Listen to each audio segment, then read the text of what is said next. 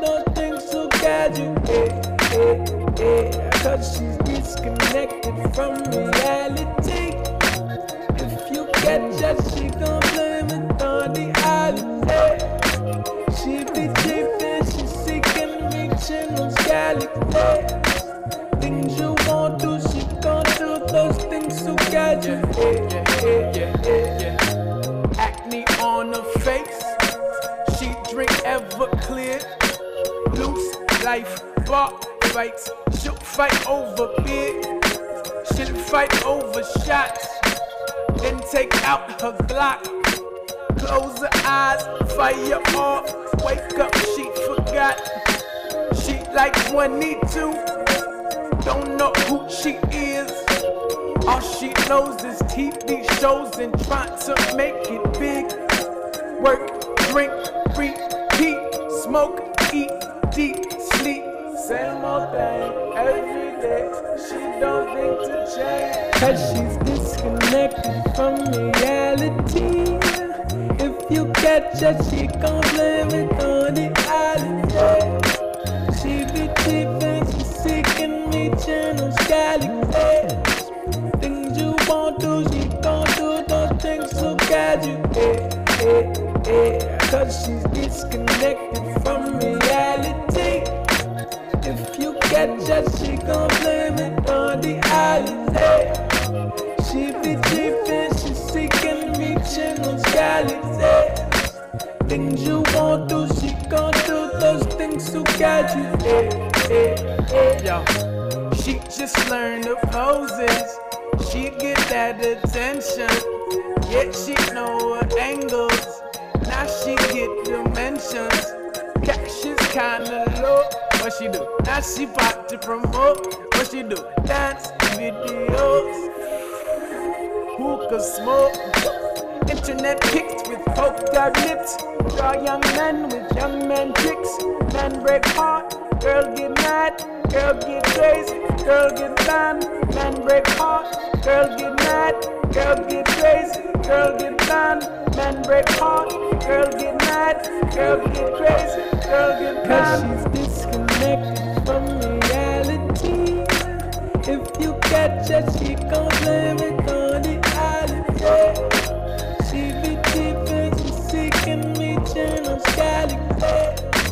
Things you won't do, she gon' do those things so casual. Cause she's disconnected from reality. If you catch her, she gon' blame it on the holiday. She be cheapin', she seeking, reaching those galaxies. Things you won't do, she gon' do those things so casual.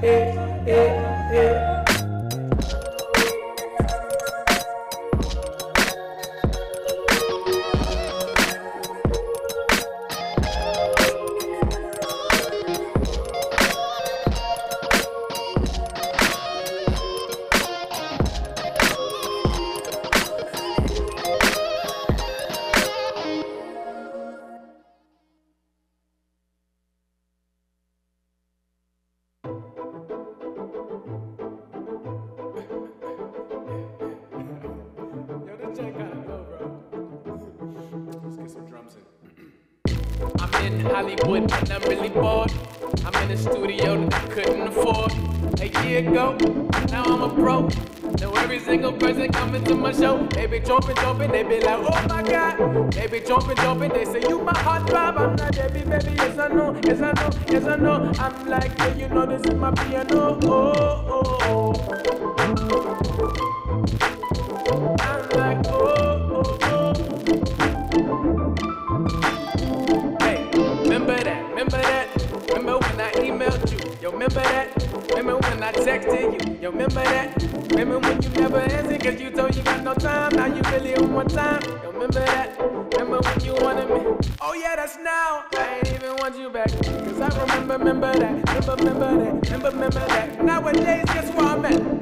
I'm in Hollywood and I'm really bored. I'm in a studio that I couldn't afford a year ago. Now I'm a pro. Now every single person coming to my show, they be jumping, they be like, oh my God. They be jumping, they say you my hot vibe. I'm like, baby, yes I know, yes I know, yes I know. I'm like, yeah, you know this is my piano. Oh, oh, oh. I'm like, oh, oh, oh. I'm like, yeah, you know that it's me on the saxophone. Oh, oh, oh. Play. Woo.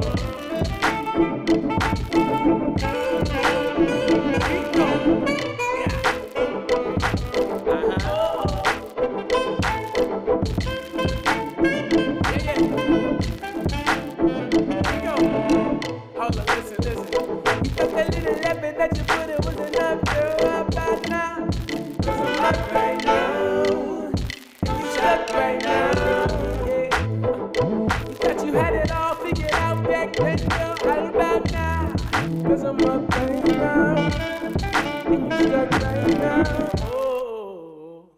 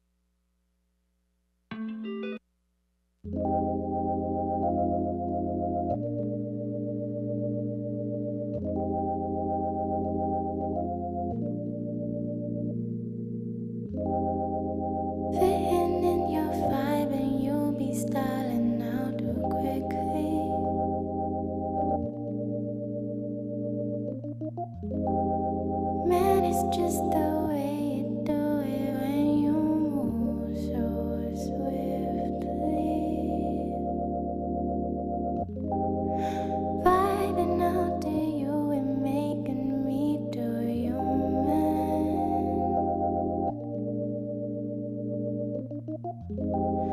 Smoking out the way I feel emotion,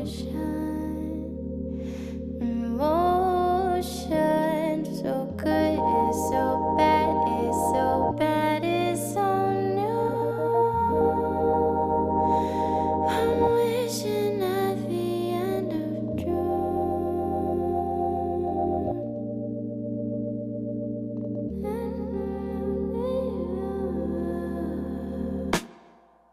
Clouds in my shroud, in my vision go clearly. Can't see ahead if I'm fine when I leave me. What is the saying when you should let go?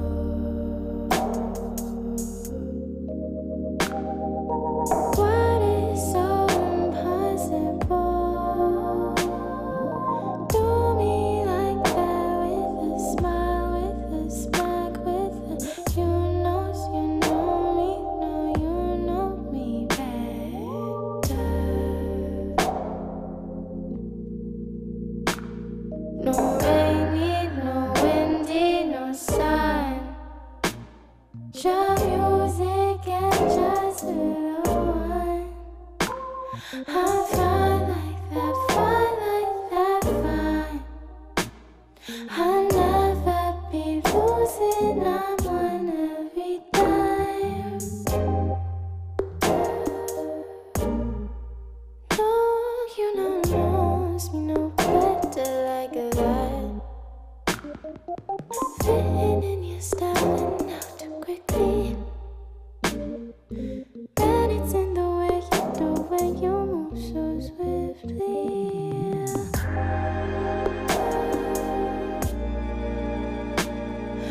Vibing out to you, make me do you, man. Smoking out the way I feel emotion. It's so good, it's so bad, it's so bad, it's so new. Wishing at the end of June. Clouds in my shroud, in my vision clearly.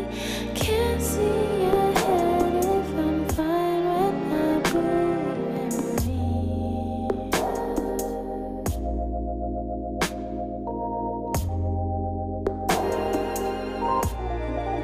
What is it saying when you let go?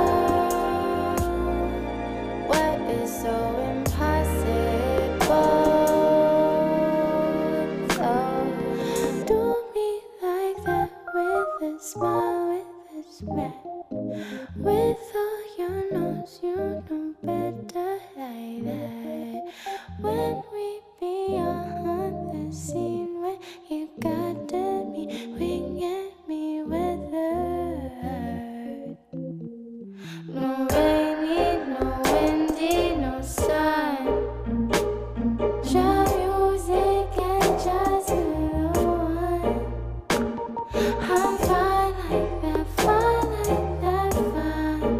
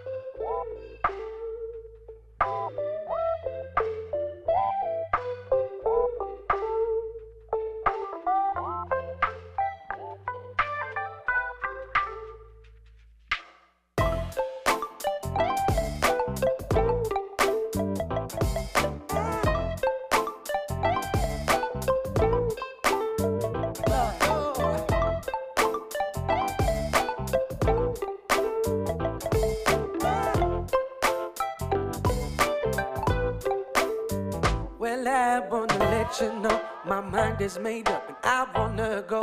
And I've been thinking about what to do. Been thinking about being you. For a long time I tried to find reason to stay here in this cage of mine. Well, I don't need no borderline. I don't need that frame of mind. Let me tell you, I don't need nobody. Nobody but me.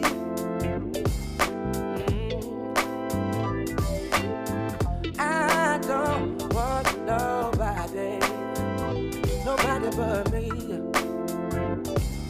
Nobody. Listen, now you're gone back and I want you back. Those things I ever said, regret saying that. Funny how I never saw it before. I guess sometimes gotta walk out the door. Don't it always seem to go? You don't know what you got till it's gone. Don't it always seem to go that you don't know what you got till it's gone. I do need somebody. I need my baby. Yeah, yeah. I do need somebody. I need my baby.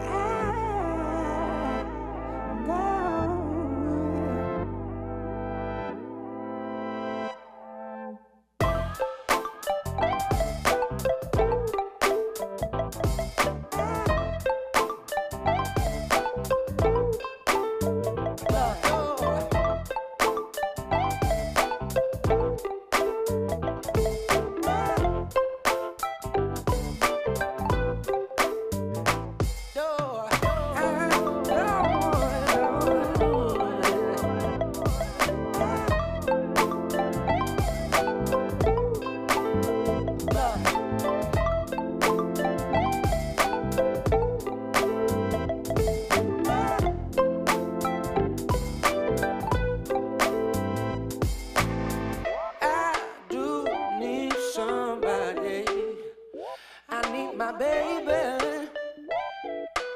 Yeah, yeah.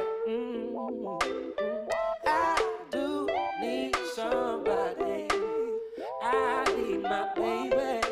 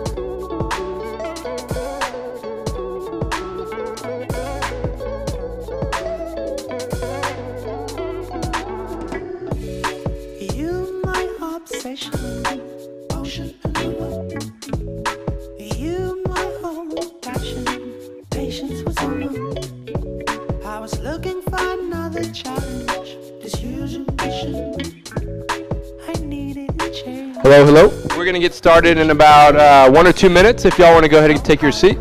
Thank you.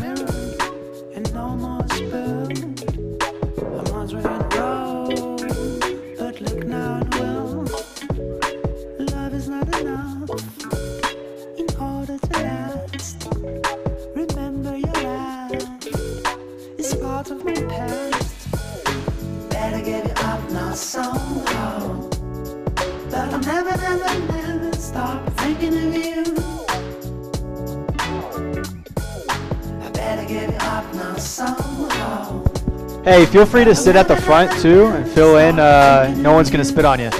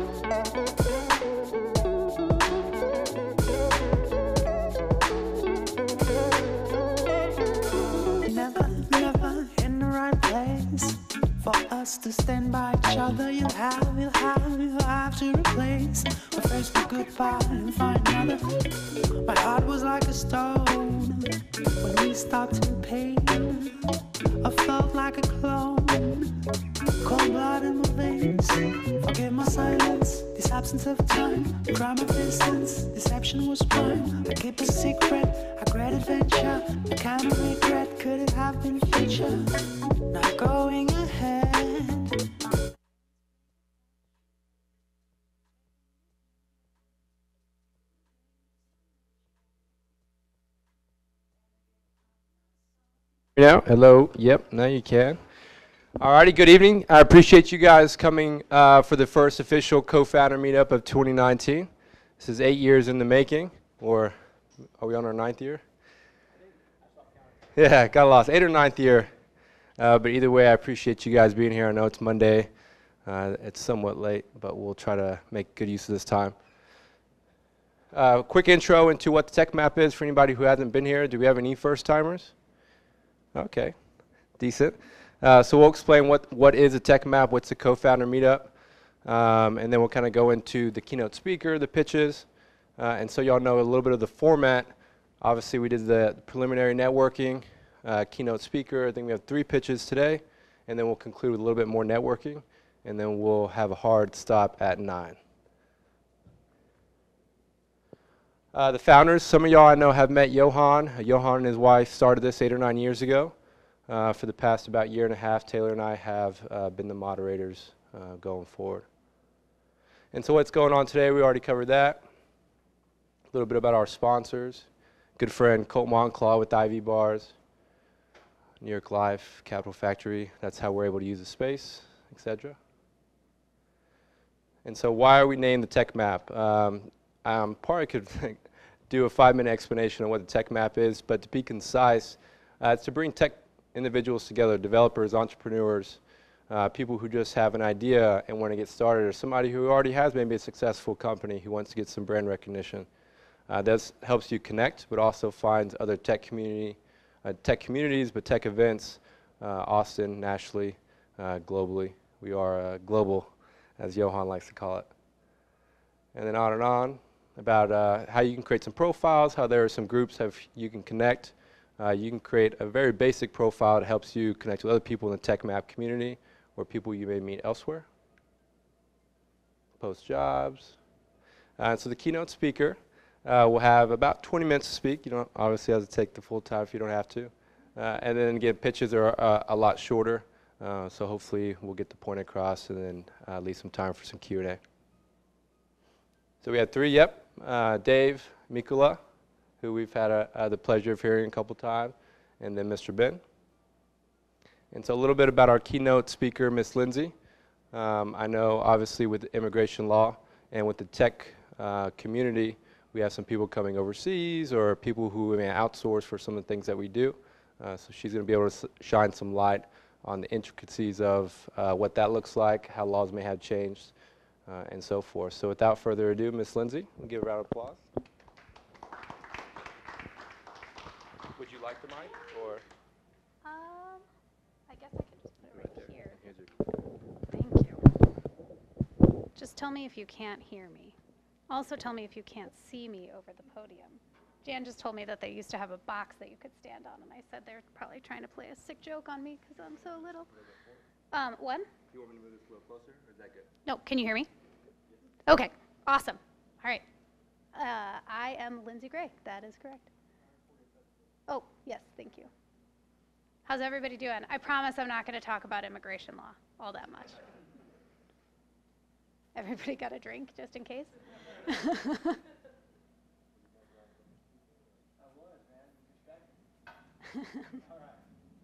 All right, so then and I just click the arrows, right? All right, awesome. All right, well, I want everybody to take just a second and think about what words or images come to mind when you hear the word immigrant. Got them? Our rhetoric today about immigrants and immigration is widespread. It's all over the news, and it's often negative. And while there are many positive voices trying to counteract this negative rhetoric, something that's little talked about is immigrant entrepreneurs and how they have shaped our country, our world, and oftentimes how we think about business. Immigrant entrepreneurs are more widespread than you might think. For example, 51% of all startups valued at over $1 billion have at least one immigrant founder. And 43% of all Fortune 500 companies were started by immigrant entrepreneurs.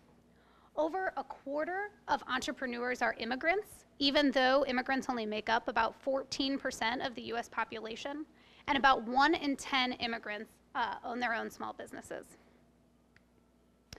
Today I'm going to talk about 3 specific entrepreneurs whose stories and business acumen can serve as inspiration to us and also teach us valuable lessons about our own businesses. And the first person I want to talk to you about is a man by the name of Jordi Munoz.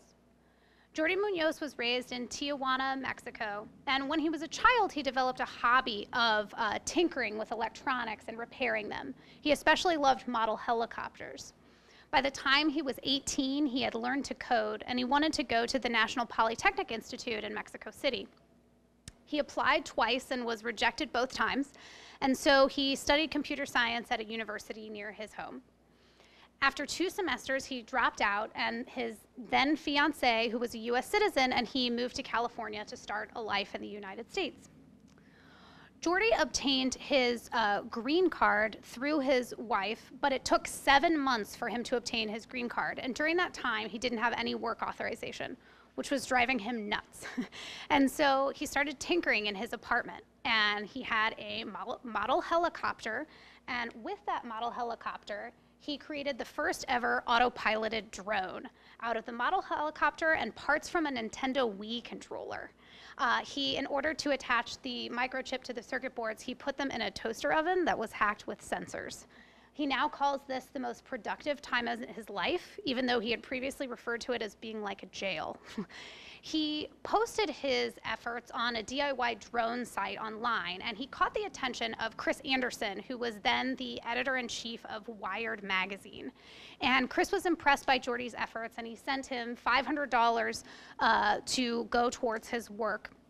And it was at that time that the birth of 3D robotics happened and the drone industry in general. And so the two became co-founders, and Jordi became one of the most renowned drone technologists in the world.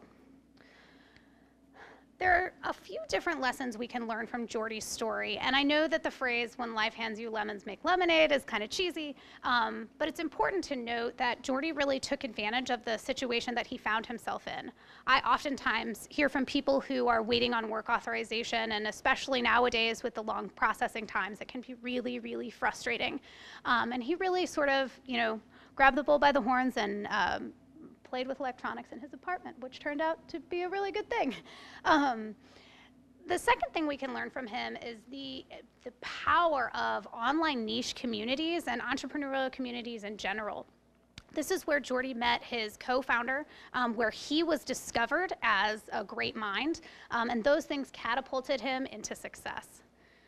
And the last thing that Jordi's story teaches us is actually about hiring, which isn't necessarily at issue in his story, but I hear from a lot of co-founders and founders of startups that it's really difficult to find top talent because you're competing, especially in Austin, with giants like Dell and Apple that can contribute these huge, offer these huge salary and benefits packages. And I think it's important to note that sometimes the best and the brightest are not found in those places, and they're found in places that maybe you wouldn't necessarily expect. The next person I want to talk about is a man who was born by the name of Andras Isvan Grof. When you read that name, does anyone actually know who that is? Okay, all right, I was curious if anybody would know. He was born into a Jewish family in Hungary, and his dad was a dairyman and his mom was a bookkeeper. His dad was captured by the Nazis and put into a labor camp, and he and his mom, fearing the same fate, they changed their identities and hid with friends. Eventually, they were all reunited, and they came to the United States as refugees. He says this in his memoirs. By the time I was 20, I had lived through a Hungarian fascist dictatorship, German military occupation, the Nazis' final solution, the siege of Budapest by the Soviet Red Army, a period of chaotic democracy in the years immediately after the war, a variety of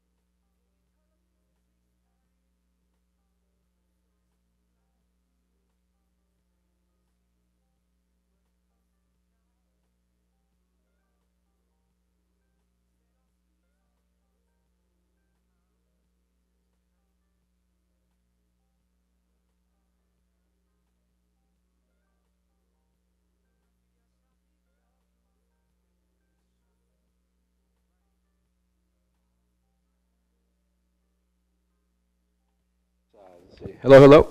Cool. I see some sleepy.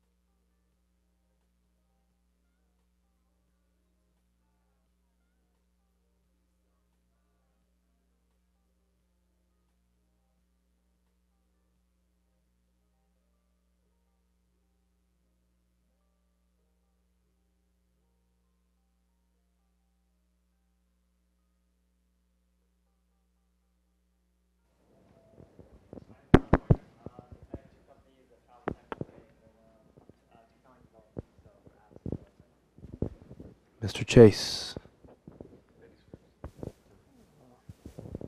Hi, I'm Dory Eversman, and I own an accounting company. We do accounting for startups and bookkeeping. We help with pitch decks and forecast models and things like that. And I also scout for a tech VC fund, which is a new small pre-seed tech fund. So if you have a tech play company idea or a company rolling, let me know. Oh, my favorite color is lots of versions of red. My name is Chase. I'm good friends with Isaac and Mr. Villarreal over there. I'm a local college student, and I just came to network with some amazing people. Hey, hi, I'm Sebastian. I'm an immigrant entrepreneur. I'm starting a business of augmented reality escape room, just starting since a year ago. Hi, my name is Guillaume, and I'm a French entrepreneur, and I'm also part of the French Tech. I'm just here tonight for networking and helping basically my friends get together as well. I work in tech, by the way. We do one of the best mechanical keyboards in the world. If you want to check us out, we're deskeyboard.com. Hi, my name is Alan Whitley. I founded a very low-tech company called ACPAX, and we called it ACT because OSHA was taken, and we service the travel industry. Hi, my name is Dave Amos. I'm pitching a deal tonight, and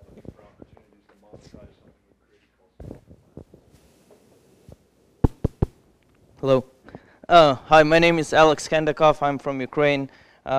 Used to do lots of office jobs in Ukraine. Came here because of my wife. She's a Fulbright student. I've done labor jobs for 2 years. Yesterday I got my work permit, so I'm working for an office job, or like project management or anything that you would be willing to outsource back to Ukraine, or because I'll have to go back to Ukraine. Salary is really low there, trust me guys. You just need to know how to deal with corrupted government. I know how to do that. So, bribes and coffee money. Hi, my name is Tony Ninen, international procurement company, specialized in specialized vehicles, medical equipment. I'm here just to kind of see what new ideas are out there and possible collaborations. Hi, my name is Surya. I worked in 4 different startups, trying to get out of my current job so that we can start a new startup with a friend. Which Solid Fire. It got sold for $870 million. So. Yeah, I'm Ataullah Beg. Been in the payment and security and fraud industry for 15 years. I'm looking to find a startup, fintech startup.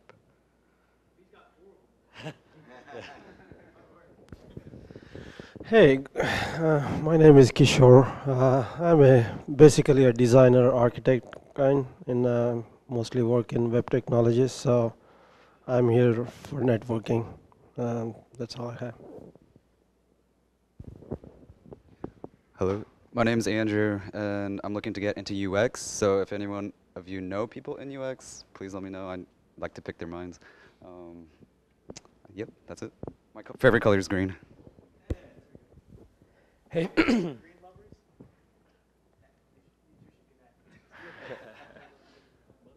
Hey, my name is Anish. I'm the founder of Purpix, Pictures with a Purpose. We turn social media likes into charitable donations. Just dropped out of college 3 weeks ago, moved to Austin. We've had an incredible 2018, so really excited to get to know the Austin community a little bit more and get more involved with the entrepreneurship community here. So thanks, guys. Nice. Hey everyone, my name is Dan Knight. I work for a company that helps tech startups outsource payroll, get better benefits packages for founders and employees, mitigate all employee-related risks, and kind of give you all a Fortune 100 look and feel to keep and attract talent here in Austin. I'm Dylan Zwick. I'm a business analyst. I just came here to network and meet people. My favorite color is purple. Platypus. Hi, my name is Celeste Brigham. I'm an employee of Strider Safety, and you'll hear more about us when Dave pitches. I'm James. My company is bothmatter.com. We're developing software for divorcing parents to automatically generate parenting plans for them. I've been off the social media grid for about a decade, and I need some help with that. I don't have a favorite color. I mean, bourbon maybe, but... That works. That's brown. And so the reason why we do that, again, is to be more intentional when we network at the end. Because, again, you guys are giving us your time. And so if we can figure out what individuals are doing, so at the end of it, we can make better connections more efficiently. My hope is that brings more value to you guys. So we're going to go on to the first pitch. Do you already have it? It's a very nice picture that I have of Thailand. But, yeah, without further ado. Clicker is left and right, and that's about it.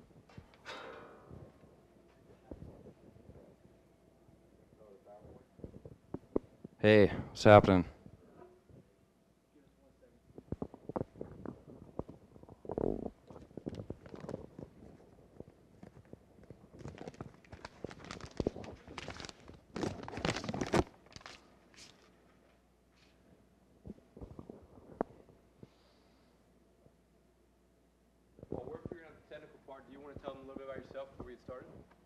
Yeah, sure. So I'm building an app right now called Two People. It's a dating app.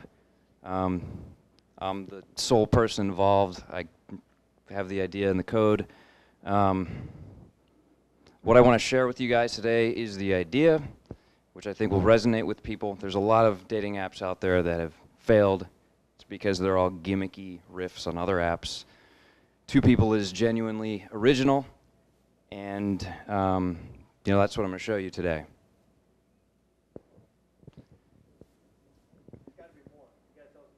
Sure, I can keep talking. So the Well, I mean, I really need to show you the slides to demonstrate that, but I'll tell you kind of where the state of things are. I'm looking for beta testers right now, and what I really need is I need people who could get me users. I need people who have that kind of skill set.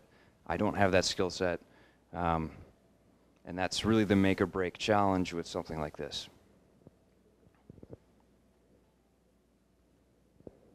So what I'm going to show you here is sort of a sociological analysis of what's going on dating apps and why they suck. Are you single or married? I'm married, of course.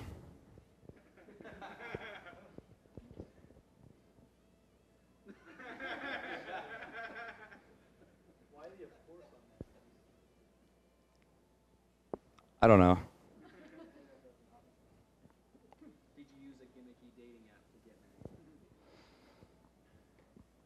Good question. So yes? I'm not actually married. Not actually married. I was about to say, you must take your wedding ring. Alright, this is the best we can do for you. I apologize. This is fine. Everybody can see that, yeah. Okay, so the typical experience on any of these dating apps, we're talking Tinder, Bumble, stuff like that, is not good. They're kind of useless and miserable. So as a woman, it can be overwhelming. One girl showed me her Tinder. She got over 10,000 likes within 2 days of signing up. That's overwhelming. The problem is most of those guys are kind of unattractive or not interesting, or they're flaky or only want to hook up. Now as a man, it's different. You are not going to get anything, no matches, virtually no dates, unless you're really good looking. So there's just a failure to connect people. Now, what people want to find is long-term, committed, loving relationships. And that's what dating is. It's the process of finding that sort of relationship. And dating apps are just failing to facilitate that process. So why is that? So the problem is, and my central point here is, this dysfunction, hookup culture, all that stuff results from hyper-scaled social networks. And let me show you exactly what I mean by that. So on this slide on the right, so what we have here is 3 different views of a city, the people in a city. On the right, we have the dating app world. It's one big pool of people. In the middle, we have an idealized world. So say that there's no dating apps, no social media. How are you meeting people? It's through your social circles. And we're talking on the order of hundreds of people, not millions of people. Now the actual modern world is the diagram on the left there. We're more isolated than ever before, and it's pretty common to struggle to find people in your social circles to date. Say you just moved to a new city, you don't know anyone. Well, you might try a dating app to expand your options. So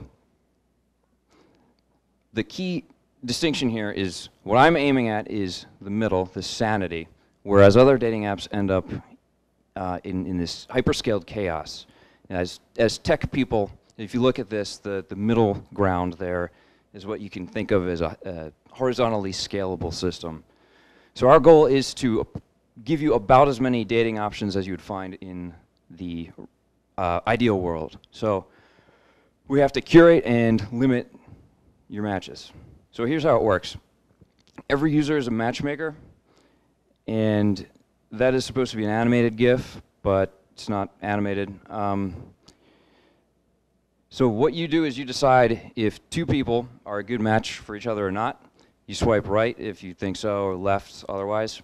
Now, for your efforts as matchmaker for other people, you are periodically rewarded with your own profile. You'll see your own profile paired with someone who's a suggested match for you. If you both swipe right on each other, then that's a match, and you can chat. Your suggested matches are based off of other people's matchmaker picks, so they're curated, they're limited. Now, how does this compare to some of the other apps out there? Well, it's extremely simple. You sign up, you swipe left or right. It's just as simple and easy as Tinder and Bumble, which is the whole appeal of them. Despite that, because swipes convey a different, they convey something different, right? We can curate your matches like some of these other apps out there do. Now, what's very, very important is that the curated matches are actually limited. The only app I'm aware of that actually does that is Coffee Meets Bagel, and I think that's really, it's no surprise that some of the positive feedback I've heard having conversations with people, it has been about Coffee Meets Bagel.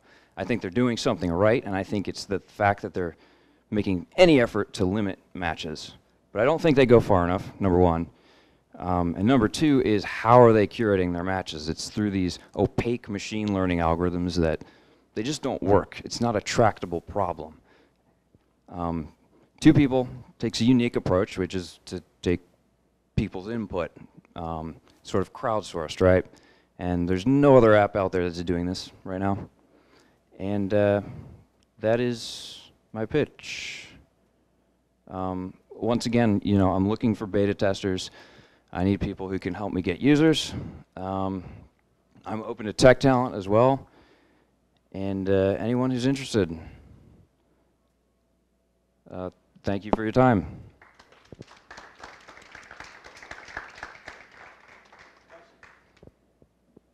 Yes.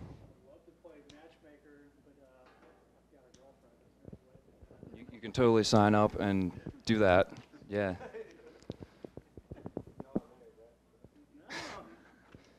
Yes.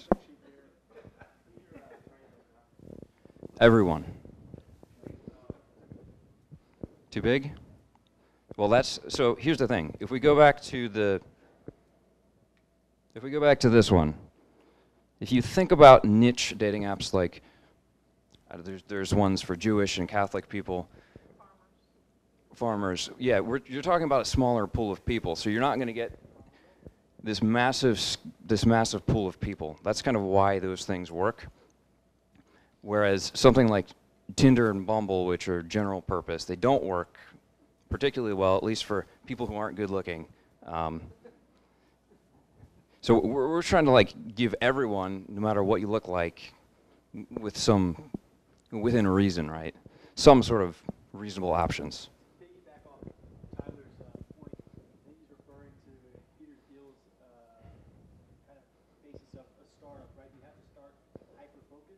Ah, okay. Right.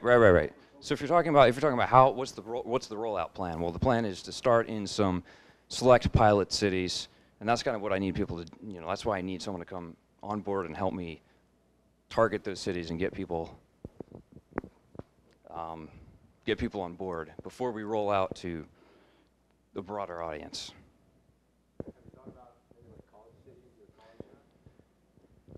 I have thought about that, yeah. Yeah, but I need someone to kind of help me with that.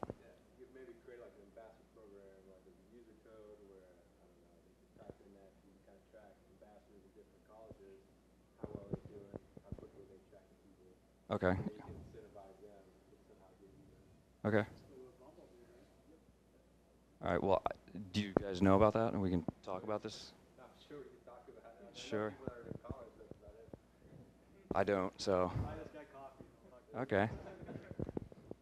Yes. I have a question and answer. Do you know what the highest click-through rate on Google Ad is? What category of business? Dating app. That's what I would have guessed based on the way you posed that question. Of course, that kind of advertising is expensive, but if you want to look at that. Okay, cool.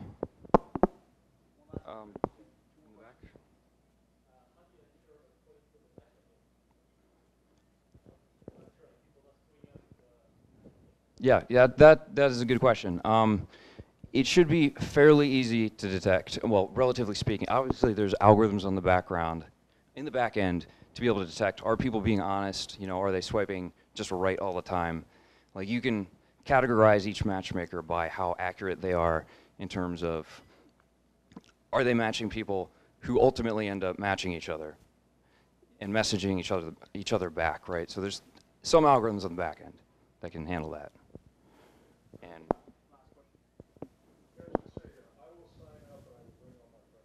awesome, you rule.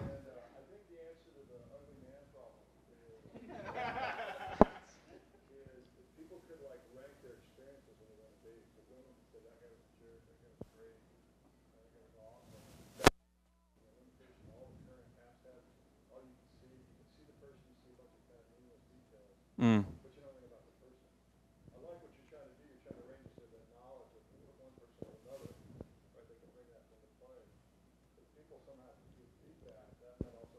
Okay, point noted.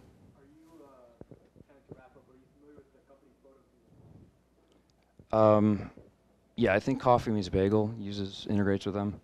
So photo viewer basically plug in your picture of yourself, and just like you did, people basically rate your photo from like 1 to 10 as far as appearance, professional, whatever the case may be. Similar crowdsourcing ratings, and then for you to get your photo voted on or whatever the case may be, you have to vote on other people's photos. You have to set matches if you will. They've had tremendous success, tons of volume, and pretty much acquired by anyone that they want to right now. So there's definitely validity to the direction they're going. Okay, cool. Thank you. All right, thank you, everyone.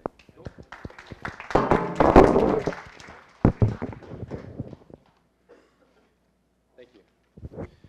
All righty, 2 more. Nicola, if you want to be next, and then we'll conclude with our last one. Yep. Thanks, Isaac. Do you still have the clicker? Oh, it's right there. Got it? Oh, the clicker? If you need it. What do I need to press? Which button? Left, right. Okay, Laser. like this? Okay. Oh, this is the laser? Oh, I didn't know that. Okay, hold on. Doesn't work on the TV though. Oh, yeah, it doesn't work on TV. Okay. Yikes. Okay, never mind. Good evening, guys. How's it going? All right, guys. I gotta have a little show of hands here. So, who here operates or owns an actual running revenue-generating business? Cool. Great. So, I'm gonna ask you questions. Lindsay. No, you don't get off that easily. No, you gotta answer my questions too. My question to you is, what do you dream about every day? Yeah. A world where my clients' lives are not so stressful. They're pretty stressful right now. Okay. That's good. That's awesome. Steve, what do you dream about?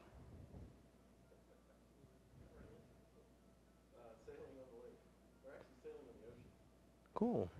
On the ocean. So how long do you want to go sailing for? Forever, huh? Cool. So what are you going to do for that? Yeah, what are you going to do for that?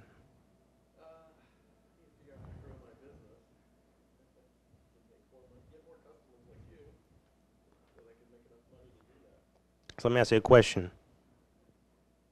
What do you think is going to take for you to grow your business?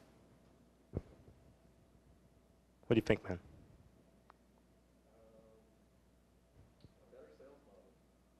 Better sales model, okay.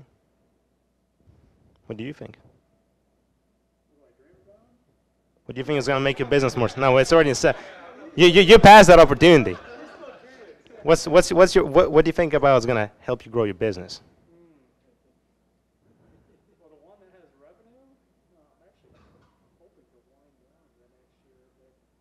What do you mean wind down? What do you mean?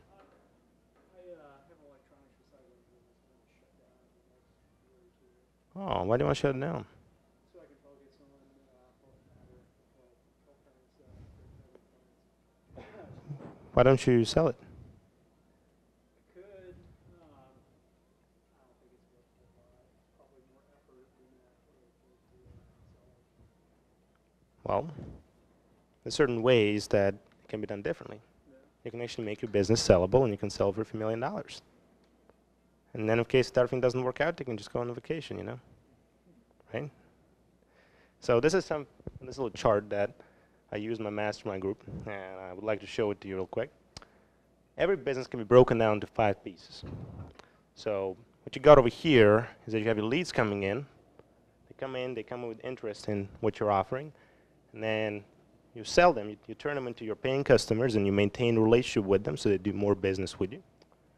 You got to, of course, fulfill what you're doing for them. You got to fulfill on the promises that you give here in selling, and you got to support them. You got to make sure that once they receive your product or receive your service, they actually get the results they need and it's working properly, so that then you can maintain a great relationship with them, and you got to keep selling them and keep going through that little cycle, and they generate more and more business. And of course, you're going to pumping more leads, and then your whole business machine will keep working. And if you put the right systems in place, you will never have to put your time in that. If you can have this whole thing function in a way that's profitable, and in a way it doesn't constantly require your intervention, you can sell your business. And you can sell for quite a lot of money. That's what you want to do. Well, my niche won't exist in 2 years. Okay. Well, you can pivot it. Anyway, we can talk about this later. But if you can make a business run through these 5 pieces and run effectively and run efficiently in a way that's profitable, in a way it doesn't require constant intervention from you, you can scale it, you make it bigger and bigger. In theory, you can grow for as much as you can, for as big as your market is, and you can expand in other markets. So if you can get this model down really, really well, you'll never have a problem with that. Now, the problem is that a lot of the founders, when they start their businesses, they are essentially doing all those things. They're being the marketer for themselves. They're being the business development guy. They're being the sales guy. They're being the the production person. They're being the customer support rep, and they're also being an accountant as well for the business. And the problem is that they are so ingrained in all this that it's very hard for them to kind of step back and see, okay, well, what's broken? What's not working here? Sometimes they break through it and they are able to hire people, but eventually over time, every business keeps hitting points where there's some sort of overheating, either here or here or in here, and they're in problems. So for example, there could be different problems. Now, the problems could be you have a whole bunch of data, you have a whole bunch of leads, you have a whole bunch of opportunities that you're working on, you have a whole bunch of accounts, you don't know how to manage them, you don't know what's going on there. The inventory is just a big mess. For example, if you have a product business where you're selling physical products, you might not be able to manage them. You might be buying a whole bunch of stuff that you can't sell and just sits in your warehouse, rots away, waste money. You might not have a process in place. People are always coming up to you and asking you, hey, what do you do? Oh, really? Oh. Questions? Anybody have questions? You want to go to the very end and ask what your ask is? Well, it's very simple. So what we do is that we help companies scale. We help companies put systems in place to allow them to automate the whole cycle. Now, my company develops software solutions. We develop custom software solutions. We implement software systems. We operate in a way that will look at what's most important, what's broken in your business, and we fix that first. And we make sure that the technical solution we put in place is lean and it's mean, doesn't cost you a whole bunch of money. It doesn't cost you a whole bunch of time either. We're a partner of Zoho Corporation. Zoho has an awesome platform to run your business.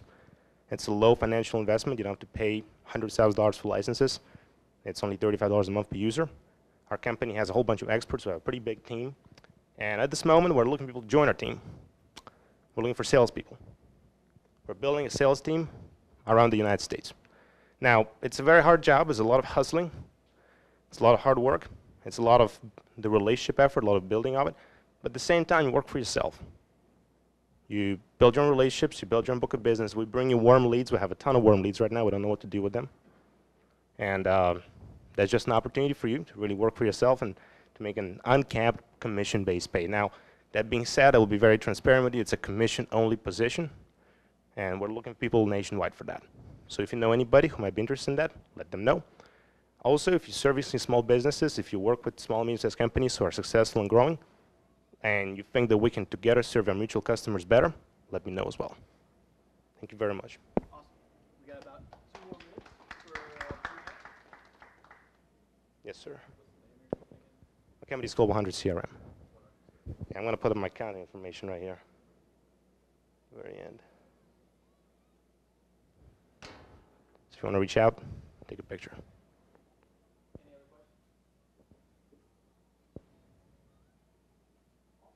Cool. Thank you. Thank you. Mr. Dave?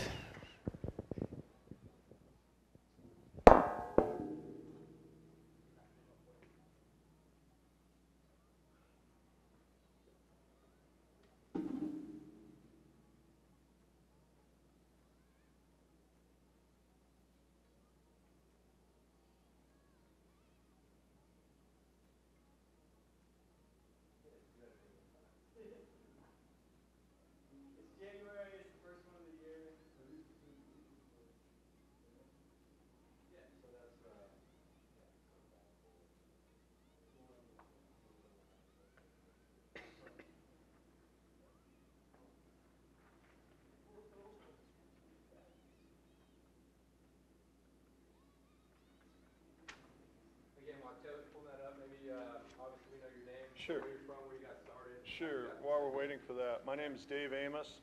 I spent about 14 years doing international finance. I also did some government work, so I've lived in Germany and England and a few other places.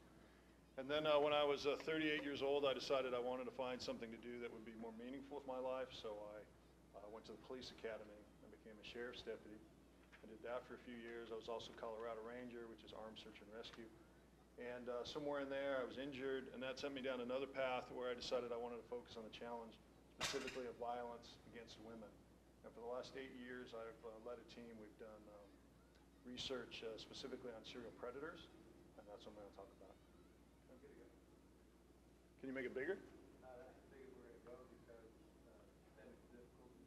Oh, because we calculated the screen size, and that's not really. All right, so. Now I gave it up what we're going to do. So Strider, we're planning to address a 2,000-year-old paradigm. A paradigm, it's about something that affects all of us and in intimate ways, and it's also something that most people don't think is changeable. So here's the problem. The problem is that 1.5 million women will be raped in the next 12 months. 1.5 million is equivalent to the size of the population of New Mexico. So it's like a foreign power comes in, rapes everybody in one state, and leaves. And what is our response to that? We have no response. There's no national plan, state plan, there's no local plan in order to address that. And a rape is really the tip of the iceberg. If you add in all the violence that's going on, the number then gets into 3 to 5 million if you include stalking. Okay, so that's the first problem. The second problem is that none of the paradigms we count on will ever solve this. So 911, criminal justice, law enforcement, self-defense. So for example, when I was a deputy, we responded to a 911 call. 95% of the time, the violence is already over. So how did that make you safe? And the answer is that it didn't. This is our solution. It's called safety from violence. Safety from violence is a new paradigm and a new science that is based on over 8 years of research into violent predation. Safety from violence has 2 key building blocks. They are predator methods and safety situations. This differentiates us from everybody else out there, the self-defense experts, home alarm people, security, public safety, all of them. We look specifically at how predators do their thing. We looked at over 1,000 of them. And then we look also at what we call safety situations, meaning specifically when you get into a situation where there's elevated danger. The best way to understand how we're different from everyone else is to look at the Strider spectrum. The Strider spectrum shows us that there are time elements to a safety event. There are a total of 6 of them. And if we look at what everyone else is doing, you'll see how we're different. Self-defense is only focused on that moment when there's an attack, and it's really risky. If someone attacks you and you put them down, you might go to jail yourself. 911 shows up conveniently some minutes after the attack is over. Criminal justice system doesn't get into effect for years. The criminal justice system is arguably a total catastrophic failure at this point. Less than 1% of violent crimes are being prosecuted, and even when they successfully prosecute, it takes years to do that. So how did that make you safe? And the answer is that it didn't. So safety from violence focuses on the preventative side of this. It is proactive, it's predictive, and it functions in this area that we're talking about here before attacks take place. One way that our research and our science has manifested itself is our first book. It's called 27 Close Calls, specifically for adult women 25 to 45. It has 27 different cases of dangerous situations, which we call close calls. And it also has what the hero victim did, how she survived, as well as all kinds of other ideas and tactics on how you would address a situation like that. If you're wondering who we are, our team is former USAF command randos, police detectives, doctoral students, single moms, a couple other random people joined. We basically started with a whiteboard, decided we wanted to rewrite the whole challenge of violence, especially against women. Now, if you're familiar with, if you remember when Velcro came along, and some of you guys won't, you're too young, but when Velcro first showed up, nobody could understand it. When they asked the entrepreneur to explain to us what Velcro is, his answer finally was, look, it's just going to change everything. And if you look around, it has. I mean, Velcro is everywhere. I mean, I lived when there was no Velcro, so it's maybe hard for you to imagine. Velcro changed everything, right? And I believe that what we have can also change everything in the areas of public safety, police, home alarm, self-defense, all of these things. This is a mind map of the areas in which we think safety from violence can have an impact. There are personal, organizational, special operations, and community. I'm sorry that's not big enough maybe for you to see it clearly. Jeff Bezos, if you know his story, you know, he found this thing called the internet. He came up with 25 different things that he thought would work on the internet. He chose books. You know, I'm sure you all read that story. He chose books, and that's how he got started. So we also identified 25 different ways that we can use safety from violence to start businesses. At the end of this exercise, we decided a lot of these are very expensive. We need some way to kind of get ourselves, you know, into the stratosphere first of all. But at the end of the day, it's really clear that we can affect a lot of industries. Specifically, we want to focus on two things right now, personal and special operations. So by personal, I mean specifically books. Our book, Close Call Academy, is something we set up online where you can take a course. And then social media. We want to start sharing all the things we've figured out about how to be safe from violence. And the second is special operations. We want to stop 10 predators, 10 serial predators. That'll be like a stress test. It'll be a way for us to demonstrate we actually do understand serial predators. We know how to find them, and we know how to stop them. And we can stop them, by the way, without the system necessarily supporting us, except at that moment where we make the 911 call, and then they don't have a choice. They have to show up to make the arrest.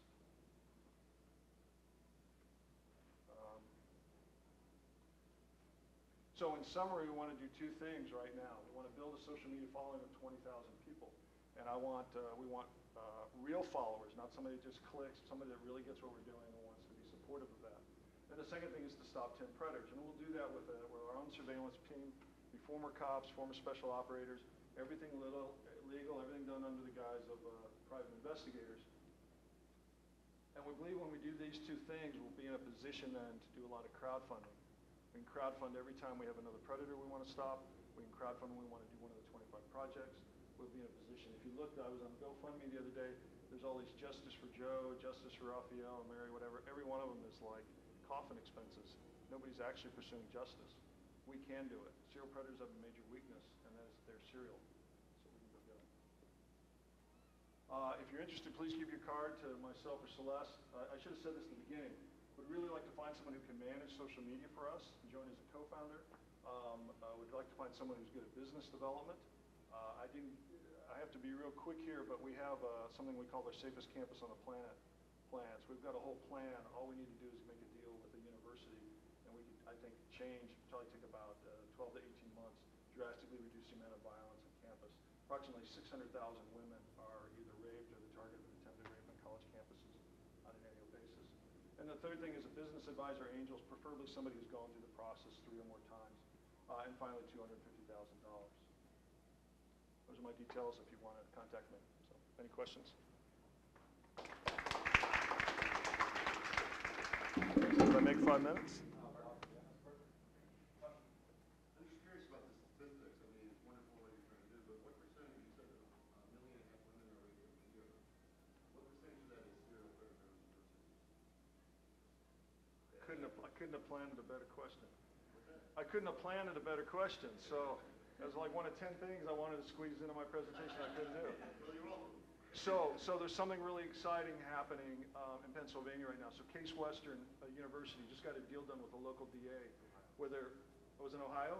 Sorry. So they just got a deal done with I was talking to one of the PhDs in charge of it, okay? So I got the state wrong, but I was talking to them. But so at any rate, they have all these rape kits that finally got processed, and it created this big batch of data. And the thing that was powerful about that is in the cases where they could identify the actual accused, right, they could then compare. They could get the file on them and look. And anyways, 91% of them were serial. Wow. And so then there's also David Lisak's study, and then the U.S. Navy did a study, and they came up with similar numbers. At least I studied 6% of American men have committed a rape. 4% are serial. And the serial ones are responsible for, according to him, is like 87%. So the serial predators are really where it's at. You know, there's this group of predators. There's some women too. It's like less than the 1% of the population, right? But there's this group of predators out there. They just function in our society, and they repeat over and over and over again. And I'm a supporter of law enforcement. You know, I was in the game, but I'll also be, you know, critical. And at the end of the day, what law enforcement is doing is waiting until enough evidence falls into their lap in order to go get a prosecution.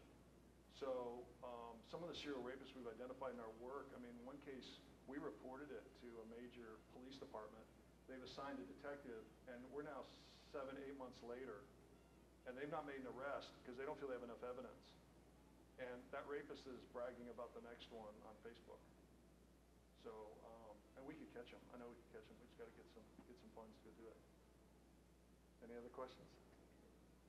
I don't know why I want to say the word vigilante, but is there some vigilanteism in this? Like, Yeah, so, yeah, not at all. I mean, you know, there have been interesting, there's a pedophile predator or chaser up in Canada we enjoyed. Then there's the Dateline guy, who I think is almost as weird as the, you know, pedophiles he's chasing. No, you know, private investigation laws are very clear from state to state, and you can do things. So if you suspect somebody of committing a crime, you can hire a private investigator. They can do an investigation. They have all kinds of rules they have to follow. In the event that they determine a crime is happening, they can call 911, or they can provide that evidence to the local police department, the DA. So there isn't anything we won't do that's not legit. We'll have really high-quality people involved when we do it, and that's it. Piggyback question off of this: how are you guys different from law enforcement's process? Yeah, so at the end of the day, law enforcement doesn't really have the resources to do very active or aggressive surveillance. There are very few exceptions. So LAPD had a team for a while, and they would follow really violent felons the day they got out of jail. And they would follow them until they committed another violent crime, which would often happen within a week. And can I cuss in this crowd? Can I say something? So they would follow these guys until they committed a violent crime. They knew they were going to do it, and they were pretty easy on. They were not really that interested. Let me put it this way. It was hard to make an arrest, so they would go in guns drawn, right? And there was one particular predator. He went in immediately, robbed a convenience store. He's got the gun on the cash guy. LAPD comes in, and they shoot him, but he survives. And later in court, the defense attorney says, "What were the last words you heard before the LAPD officer shot you?" And the last words were, "Merry Christmas, motherfucker." And unfortunately, that kind of stuff got, you know, people involved and said, well, LAPD, now it's a murder squad and all of this. And that's like one of the few examples. Otherwise, law enforcement is so constrained in terms of resources, they can't go out and watch someone who's about to commit a crime. I'll tell you, when I was a deputy, we did welfare checks. And we would literally go to a house of someone who's a sexual predator, and he'd be living with a woman and 2 kids that were not his own kids. So there are like these huge holes in the law sometimes. You know, whoever wrote the laws didn't process the fact that guy can't see his own kids. He can't even come to contact with his own kids, and he can live in a house with 2 kids who aren't related to him. Those kids their lives are probably destroyed. So there are a lot of things like that we could take action using private investigators. We run a surveillance, we catch them in the act, and they go back to jail. The most important part of all this predator stuff, though, is not so much let's go get the bad guys. It's let's study how they operate and function, which we've done a lot of. And then on a personal basis, we've got, I think, really great stuff to help people be safe. We start with women, 25 to 45, that's our first demographic group, but eventually we'll go to everyone. Men get raped too, you know, that happens. And then from an organizational standpoint, I'm absolutely convinced we could create the safest campus on the planet. We could create the safest town on the planet. You know, whatever the environment is, predators are known to us, and they have particular ways of functioning, and it's possible to make their lives extremely difficult. And I don't mean by chasing them, I mean by making the environment very difficult for them to function in. Yeah. So besides having your, I call them stopping squads, so the other way is for educating people by them reading a book? Yeah, we also do a course. We imitated the Harvard method in our course, so it's all case-based. So you just discuss the case. We've had 50 students come through the course, kind of like in our beta mode. They all loved it. And I mean, let me put it this way. So women in the 18 to 22 are like the third highest risk group in the United States. Of adults are like #1, right? And the vast majority of those women are experiencing violence simply because they don't know how the game is played. They don't know how it works. They don't know what to look for. They don't know what indicates something that is about to happen, and they don't know different ways to do it. We adopted something from evasion for pilots, the evasion techniques for pilots, right? Special forces training. And that is a concept of time and distance when you have somebody pursuing you. And that technique resulted in, I've got to go to the bathroom. We had a lot of women who would be in a situation where an attack is about to begin. And what they would do is just brilliant. They would say, you know what, I'm actually into this. You're about to beat the shit out of me and cut off my fingers and rape me. I'm kind of into that, but I just got to go to the bathroom first. And a lot of predators, men's IQ actually comes down when there's a testosterone raise, like that's scientific. And a lot of predators fall for that stuff. And so if you can get to the bathroom or you can get to somewhere where you have an opportunity to take a little time to think through what you're going to do next, it can have a major effect on the outcome. There's hundreds of stuff like that in the book. Anything else? No. Thanks.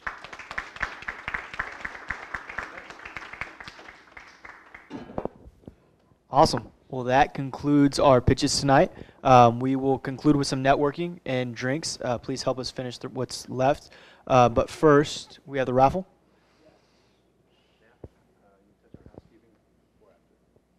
Oh yeah, just pick up after yourselves, please, if you can.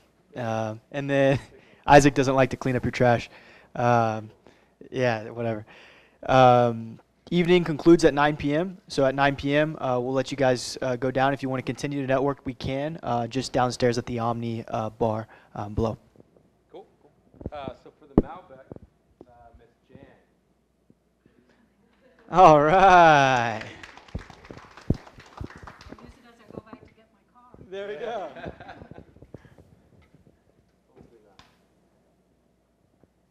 Mr. Lee. Mr. Lee? Mr. Lee? There he is. Awesome. Well, thank you guys so much for coming out. Next month, we have Miss Dory. She's in the back there speaking. So if you want to pick her mind or pick her brain before next month, it'll be super exciting to have her. Thank you guys.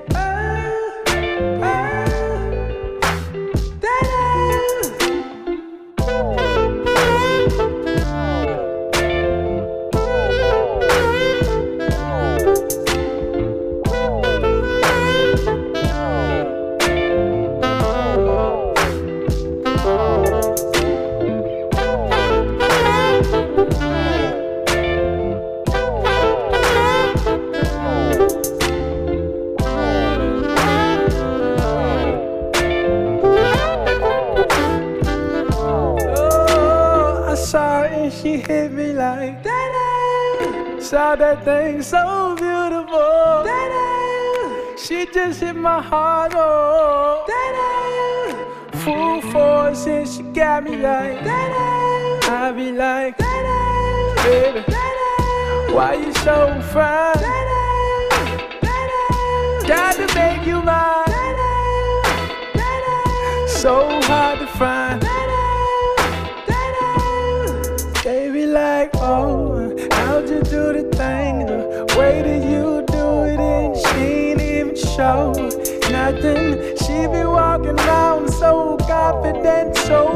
face, and I think she was meant to knock them daylight. Like, girl, you so fine. Oh, oh, oh, oh.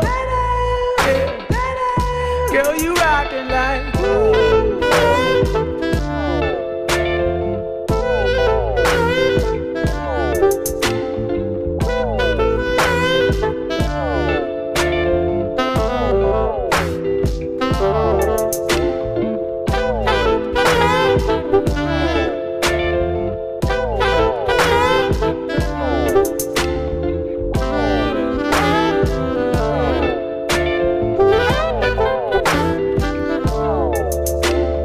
She was so sublime, super fine. She was never lying, strutting in the heels or her slides. Either way, eyes on her every single day, week, year. Everyone wondering how she does it.